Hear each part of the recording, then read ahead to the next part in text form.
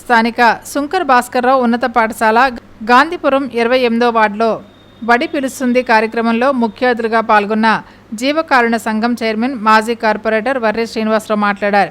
Corporate పాఠశాలకు దీటుగా ప్రభుత్వ పాఠశాల విద్యార్థులు రాణించడానికి మార్గదర్శకమని స్ఫూర్తిని అందిస్తున్న ముఖ్యమంత్రి నారా చంద్రబాబు నాయుడు, విద్యాశాఖ మంత్రి నారా లోకేష్లని వారి స్ఫూర్తితో పట్నం ఎమ్మెల్యే ఆదిరెడ్డి శ్రీనివాస్ విద్యార్థుల ఉజ్వల భవిష్యత్తుకు గణనీయమైన సేవలు అందిస్తున్నారని వివరించారు.